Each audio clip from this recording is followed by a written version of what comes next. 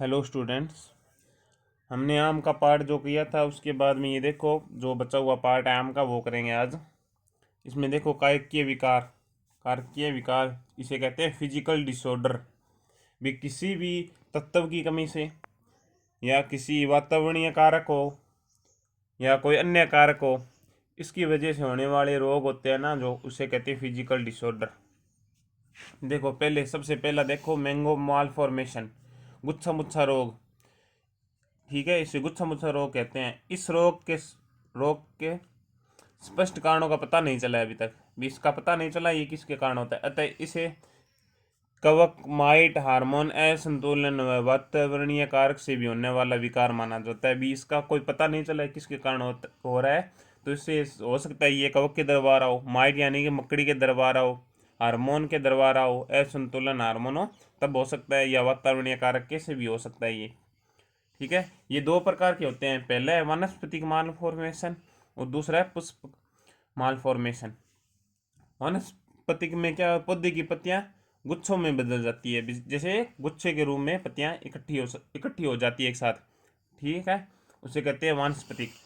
पुष्प में वही क्रिया वानस्पतिक वाली, बस इसमें क्या है, उसमें पत्तियां हो रही थी, इसमें क्या है, फूल छोटे छोटे गुच्छे के रूप में बदल जाते हैं, जिसे मत्था बांधना कहते हैं।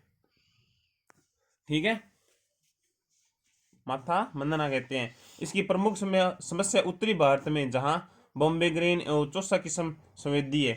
ठीक है, बॉम्बे ग्रीन और चौसा किस्म किस है, क्या है, संवेदी है, बीच में सबसे ज़्यादा होता है उत्तरी भारत में। अब देखो कंट्रोल नियंत्रण, काट छाट प्रूनिंग कैसे कर सकते हैं इसकी कंट्रोल को। काट छाट प्रूनिंग करके पौधे के प्रभावित भागों को हटा देना चाहिए। ठीक है, जो प्रभावित भाग है, जैसे मान लो गुच्छा बन रहा है, किसी पत्ती में बन रहा है, किसी फूलों में बन रहा है, तो उसको क्या है, काट कर अपने हटा सकते हैं। दूसरा NaA naphthalic acetic acid, प्लेनोफिक्स।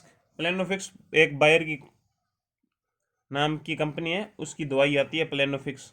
200 ppm का पुष्प आते समय छिड़काव करें, पुष्प आते समय उसका 200 ppm का छिड़काव करें। NaA naphthalic acetic acid.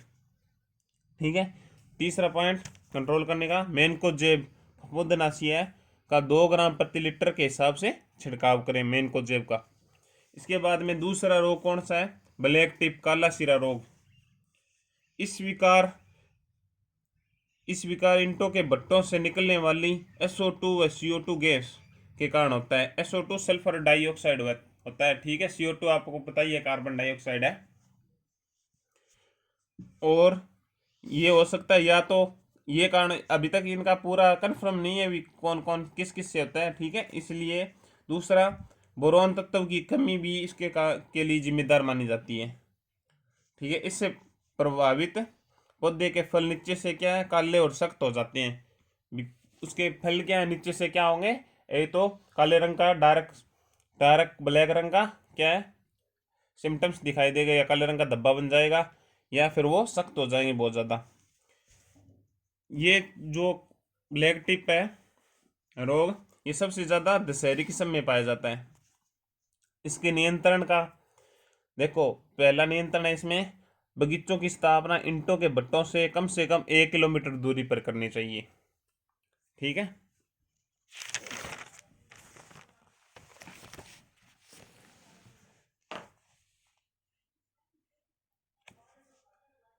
ठीक है। दूसरा इसमें क्या है, बोरेक्स 1% का छिड़काव करना चाहिए, बोरेक्स, जिसे क्या है, बोरोन की कमी को पूरा किया जा सकता है। 1% का छिड़काव करना चाहिए। दूसरा क्या है, पोटेशियम हाइड्रोक्साइड, भी पोटेशियम हाइड्रोक्साइड का भी इसमें छिड़काव करना चाहिए, 0.5%। ठीक है, अब आ गया तीसरा रोग है स्पंजी उत्तक।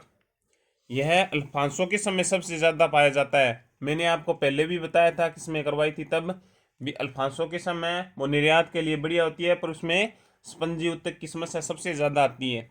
ठीक है, इसके कारण क्या क्या है, इस रोग को अंग भंग रोग भी कहते हैं। अंग भंग का मतलब क्या है, ठीक है, इससे प्रभावित फल बाहर से देखने पर सामान्य लगते हैं, परंतु अंदर से छोटे छोटे भागों में फल पीला स्पंज जैसा हो जाता है, तथा इसे आम का अंग भंग यानी कि इंटरनल ब्रेक डाउन कहते हैं। ठीक है। भी बाहर से तो अच्छे दिखाई देंगे फल, बिल्कुल साफ सुथरे, कुछ नहीं है। अंदर से क्या है, पीले रंग के स्पंजे से हो जाएंगे। ठीक है, जो निर्यात करने में, खाने में स्वादिष्ट नहीं होगा। ठीक है, इसलिए इसे इंटरनल ब्रेकडाउन कहते हैं या अंग भंग रोग कहते हैं। ठीक है, इस रोग भूमि के ताप सहवन सहवन से फलों में होता है। ठीक है, जिसे फल की मध्य भित्ति में एमाइलेज एंजाइम अक्रिय हो जाता है, जिससे आम के बीज में हवा भर जाती है और आम स्पंज जैसा दिखाई देता है। ठीक है, एमाइलेज एंजाइम की क्रिया क्या है, वो अक्रियशील हो जाता है, जिससे क्या है, आम के बीज होता है उसमें क्या है, हवा भर जाती है, जिससे वो स्पंज जैसा हो जाता है। इसका कंट्रोल कंट्रोल कैसे करेंगे, आम में मल्चिंग करके। मल्चिंग आपको मैंने क्लास लगाता था तब भी मैंने बताया था, पलवार बिछाना। कोई भी मर्द है अपने उसका मॉइस्चर को कंट्रोल करने के लिए, यानी नमी को सुरक्षित रखने के लिए, किसी पॉलीथीन से या किसी का, जैसे मान लो पत्ती होगी, सूखी पत्ती हो गई या कचरा हो गया, उससे क्या है, जमीन को अच्छी तरह से कवर करना यानी कि ढकना, उसे कहते हैं मल्चिंग। ठीक है, दूसरा देखो, 75% परिपक्वता के साथ साथ कैल्शियम क्लोराइड का 0.1% का छिड़काव करें। इसको कंट्रोल करने के लिए क्या करेंगे, 75% परिपक्वता के साथ कैल्शियम क्लोराइड 0.8% का छिड़काव करें। तीसरा, अब आ गया चौथा। चौथा देखो, एकांतर फलन। एकांतर फलन मैंने आपको बताया था भी एक साल छोड़कर दूसरे साल प्रोडक्शन देना। आम के पूर्ण विकसित विकसित आम के वृक्ष एक वर्ष अच्छी उपज देते हैं, वह दूसरे वर्ष उपज बहुत कम या नहीं होती है। ठीक है, आम के वृक्षों की इस प्रकार की प्रवृत्ति को एकांतर फलन कहते हैं। एक वर्ष तो अच्छी उपज देंगे, दूसरे वर्ष या तो उपज बहुत कम देंगे या नहीं देंगे। ठीक है, उसे कहते हैं आम के एकांतर फलन। अल्टरनेट या बीनियल मीरिंग। ठीक है, जैसे एक वर्ष अच्छी उपज देते हैं तो उसे उसे कहते हैं ऑन ईयर। भी अच्छी उपज देंगे उसे कहेंगे ऑन ईयर की, ऑन ईयर। ठीक है, जिस वर्ष उपज नहीं देंगे उस ईयर को क्या कहेंगे, ऑफ ईयर। ये समस्या सबसे ज़्यादा किसमें है, दशहरी व लंगड़ा में प्रमुख समस्या है। कई किस्मों में अनुवांशिक गुण होता है जिससे यह प्रतिवर्ष फल देती है। ठीक है, जैसे नीलम और बेंगलोरा भी, इसमें क्या अनुवांशिक गुण है जिससे क्या है, वो प्रतिवर्ष फल देती है। दशहरी और लंगड़ा इसकी समस्या है, प्रमुख समस्या दशहरी और लंगड़ा में पाई जाती है किस्म में।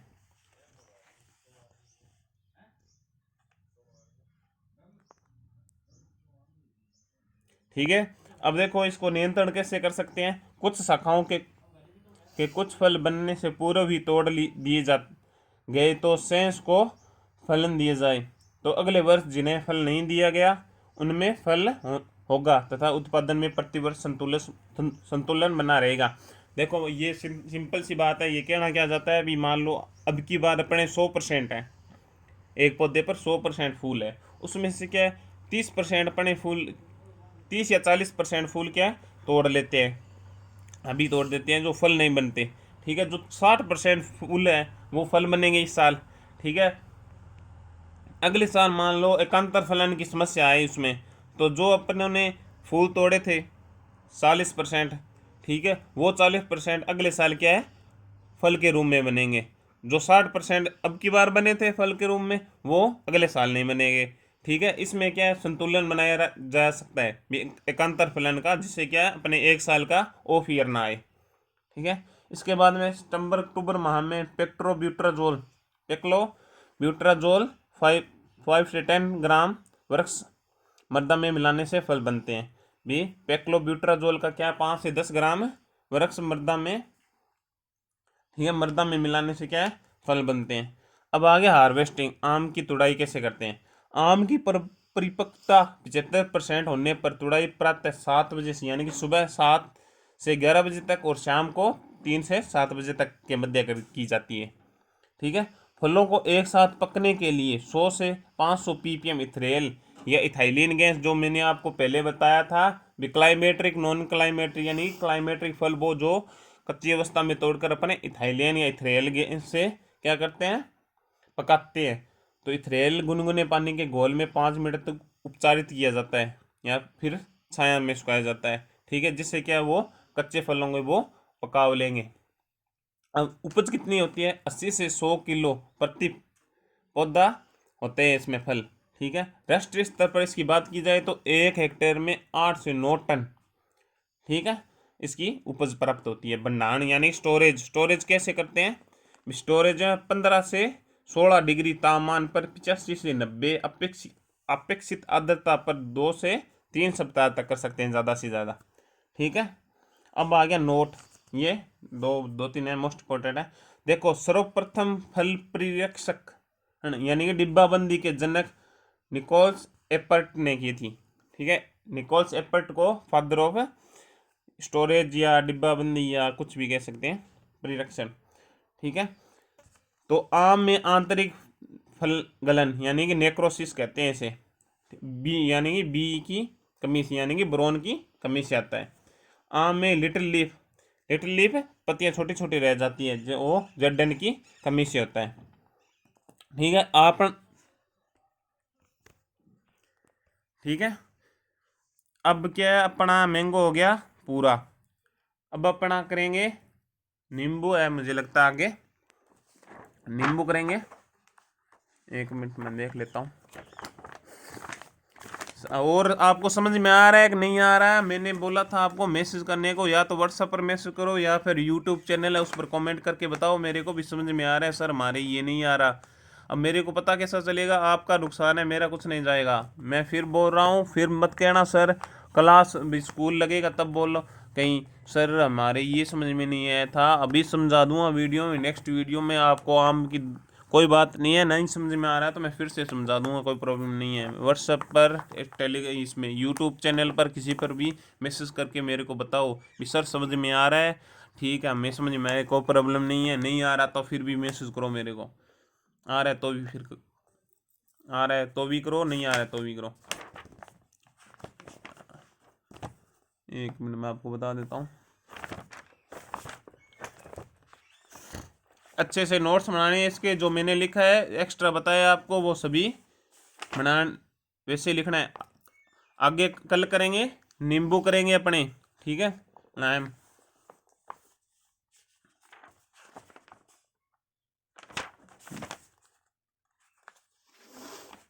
ठीक है।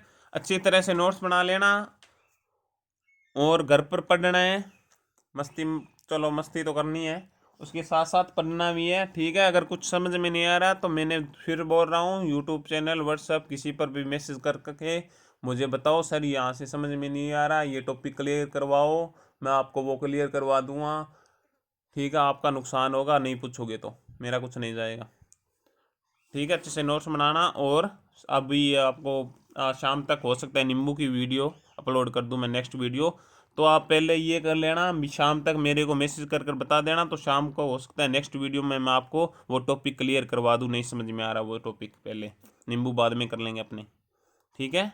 Okay bye.